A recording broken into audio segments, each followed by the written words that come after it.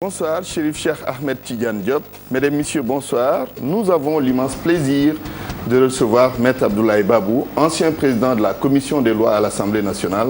Bonsoir, Maître. Bonsoir, Antoine. Avec vous, nous allons évoquer quelques sujets d'actualité. Avec plaisir. Notamment la sécurité, mais également des questions politiques. D'abord, la sécurité.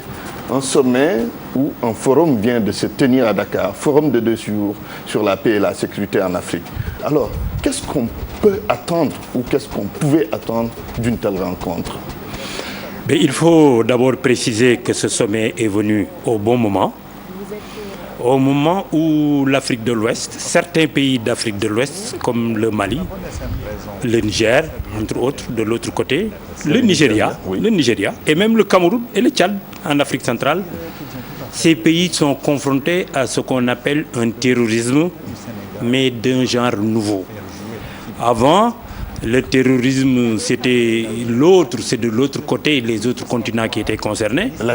L'Asie particulièrement, quelque part en Europe, mais aujourd'hui c'est chez nous. Alors on dit que lorsque la case de ton voisin brûle, il est temps de prendre les précautions idoines, parce que ce feu va alors couver encore chez vous et brûler votre propre case. C'est la raison pour laquelle les dirigeants qui ont initié cette rencontre, je crois qu'on été bien inspirés et des problèmes importants ont été abordés et probablement aussi des ébauches de solutions pour combattre le terrorisme. Les Américains étaient là, représentés à un bon niveau, les Français aussi, et d'autres spécialistes de la question. Et ce qui a retenu justement l'attention de tout le monde, c'est le discours du chef de l'État. Oui, le président Macky Sall. Tout à fait. Si je vous pose cette question sur la sécurité, ce n'est pas fortuit. Vous avez été officier de police, Maître Abdoulaye Babou, il faut bien le préciser. Alors, le président Macky Sall a fait une déclaration sur le port du voile intégral. Il n'est pas d'accord. Qu'est-ce que vous pensez de sa position sur cette question bien précise? Je suis tout à fait d'accord avec M. le Président de la République, mais en argumentant d'une autre façon. Oui. Différent de la façon dont... Non, en complément. Oui. En complément. Je parle d'abord sur la manière que nous concevons la religion. Oui. Je pense que les Noirs musulmans ont un petit complexe vis-à-vis de l'arabe. Nous pensons de prime abord que dès qu'on parle d'islam, on parle d'arabe. C'est vrai que cette religion a été révélée chez eux. Mais Dieu n'a pas fait de distinction, ni d'hommes blancs, ni de noirs, ni de jaunes. Cette religion qui est l'islam que nous aimons, que nous partageons tous, nous appartient à nous tous au même pied d'égalité. Et nous devons aussi vivre cette religion comme les autres avec nos propres valeurs. Oui. Pourquoi? Mais parce qu'au Sénégal, qu'est-ce qui prédomine? Mais au Sénégal, ce qui prédomine, ce sont les confréries. Oui.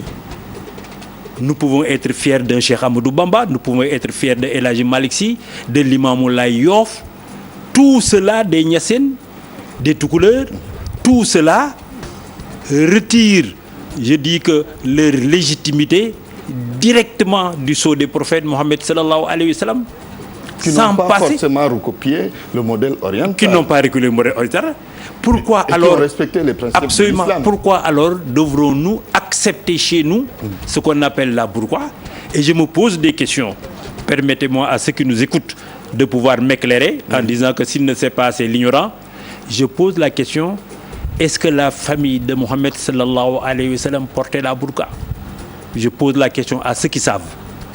Je pose la question: est-ce que la famille de Cheikh Amadou Bamba, El Hadji Malick Sy et autres, leur famille du genre féminin, portait la burqa? Contre la burqa alors? Pas, je continue mon raisonnement. Oui, allez-y. Je dis donc, si on ne voit pas auprès de ces illustres représentants de l'islam que leur famille ne portait pas la burqa, nous ne devons pas porter la burqa. Parce que ce n'est pas notre culture. J'ai même entendu dire quelque part dans une radio que la burqa était d'origine perse. Pourquoi alors porter la burqa? Pourquoi, je dis, ceux qui portent la burqa ceux qui, en d'autres termes, supportent cette forme de terrorisme qui harcèle les gens, ceux-là sont contre nos confréries. Il faut le savoir. Ceux-là ne veulent pas de nos confréries, ni Tidiane, ni Mourides. Ils veulent les combattre et c'est ça la finalité. Et d'ailleurs, moi, ce dont j'ai peur, parce qu'aujourd'hui, on ne peut pas dire que notre pays n'est pas en train d'être gangréné par cela, avec les découvertes qu'on a eues, avec la position du Sénégal, avec cette permissivité de nos frontières, qu'il n'y aura pas un jour d'attentat. Oui. C'est une probabilité. Vous avez quelques inquiétudes par rapport à ça? Absolument. J'ai même beaucoup d'inquiétudes. Il peut y avoir des attentats dans les chefs-lieux religieux. Il peut y avoir des attentats lors des manifestations religieuses de toute nature. Parce que ceux-là qui sont financés de l'extérieur et qui veulent nous vendre maintenant un autre discours ne veulent pas de ces confréries religieuses au Sénégal qui, jusqu'à ce jour, ont créé la paix dans ce pays, ont créé la concorde, et ceux-là n'ont de complexe devant qui que ce soit. Oui, et comment gérer justement cette question de la burqa? Parce qu'il y a aussi, nous sommes au Sénégal où la liberté individuelle est consacrée par la Constitution. Il faut aussi éviter de marginaliser les uns et les autres. Oui, il faut un équilibre parfait par rapport à la question. Et comment trouver ce parfait équilibre? D'abord, je rappelle deux principes. Aucune liberté n'est absolue. Aucune liberté n'est absolue. Y compris cette liberté dont on parle de manifester, etc., etc. Deux, la sécurité nationale n'est pas négociable. L'intérêt général passe avant l'intérêt particulier. Vu sous cet angle, de mon point de vue, cette burqa comporte, qui n'est pas notre culture, qui ne permet même pas à l'autorité policière de faire les contrôles essentiels, ne serait-ce que vérification d'identité. Parce que sous la burqa, il peut y avoir une femme ou un homme, vous n'avez aucune possibilité de contrôler. C'est la grosse préoccupation d'ailleurs. Dès lors que ça porte atteinte à l'ordre public, ça doit être supprimé, interdit. Je suis formel à mon niveau, ce qui est contraire à l'ordre public, ce qui représente un risque pour l'ensemble des Sénégalais, ce qui nuit à l'intérêt général doit être interdit sans ménagement et pas de tolérance. Alors, parce que ce n'est pas de notre culture. On n'a vu aucune femme les plus érudites de notre pays, on peut en citer des noms de ce nom, aucune d'elles n'a porté de burqa, alors qu'elles sont symboles de vertu. Contre cette culture importée. Donc. Absolument. Alors, les questions politiques, Maître Abdoulaye Babou, nous allons revenir sur l'Assemblée nationale, mais pas sur les aspects que vous avez déjà évoqués. De plus en plus, il y a des politiques qui évoquent la dissolution de l'Assemblée nationale, comme le président Pape Diop. Alors, agitation politicienne ou bien c'est une question bien fondée qu'ils peuvent bien évoquer? Il faut dire que sous cet angle, ce qui demande la dissolution de l'Assemblée nationale, je pourrais tout juste dire que c'est un vœu pieux. D'abord, la dissolution de l'Assemblée nationale appartient au gouvernement.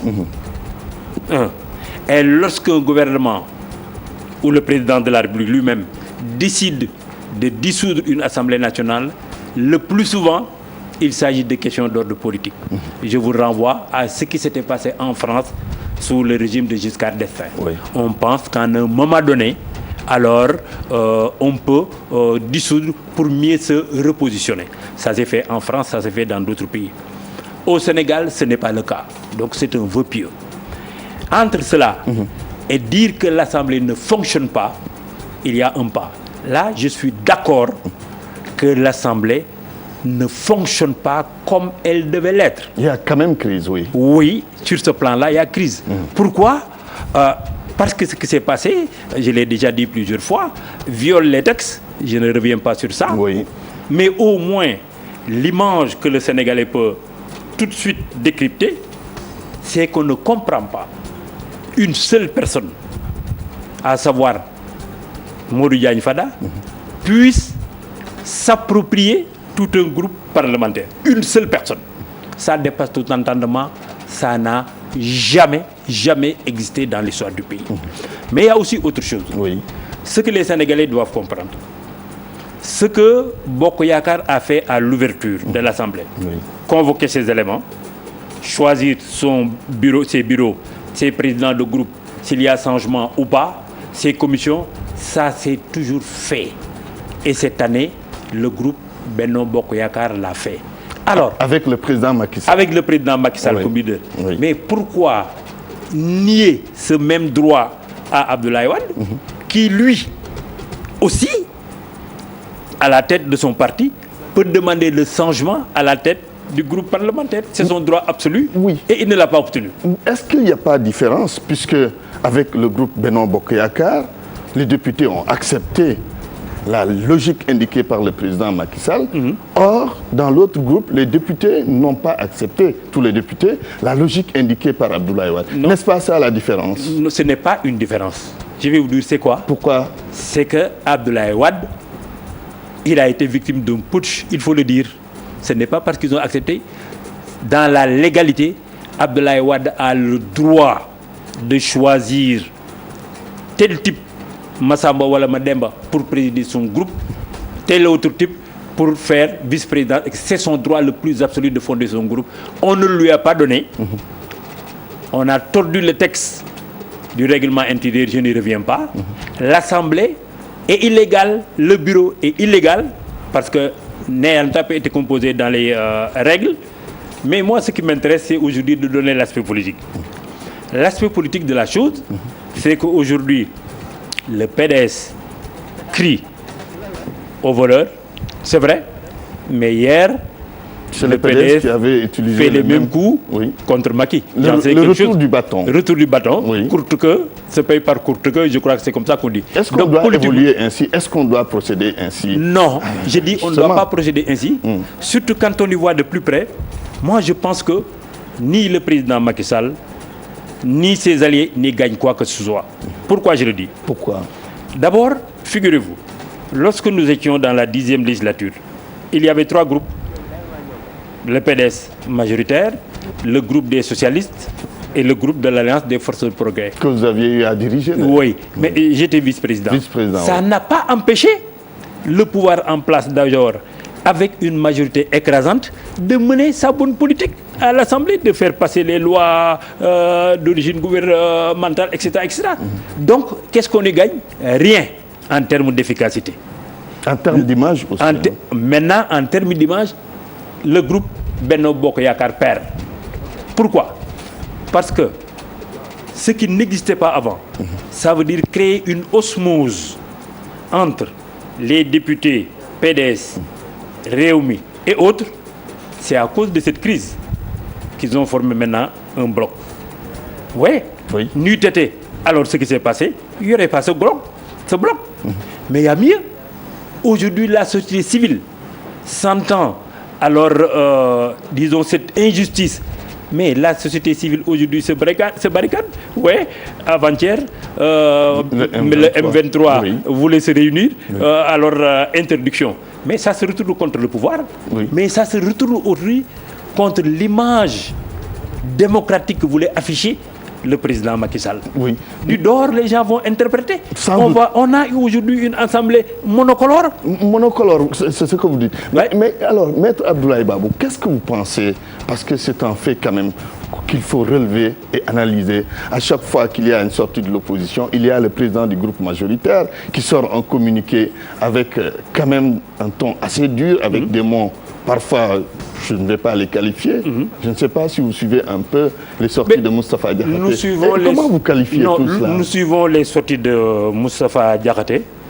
N'est-ce pas lui qui avait traité les membres de la Cour de cassation de courtiers?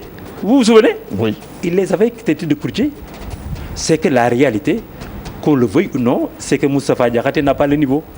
Je suis désolé de le dire, mais il n'a pas sa place là-bas. Il n'a pas le niveau. Pourtant, il est choisi comme président. Mais oui, donc, il a la présomption. Non, mais regardez. On estime qu'il a les aptitudes. Non, dans un royaume d'aveugles, les borgnes sont rois. Vous n'allez pas me dire au sein du groupe majoritaire... Non, en tout cas, il n'a pas été choisi. Capable de diriger ce Moi, j'aurais choisi l'autre là, qu'on appelle John, le petit frère du Premier ministre, qui s'est illustré il n'y a pas très longtemps, et qui s'est présenté comme... voilà. Celui-là, il a le profil, il a le background.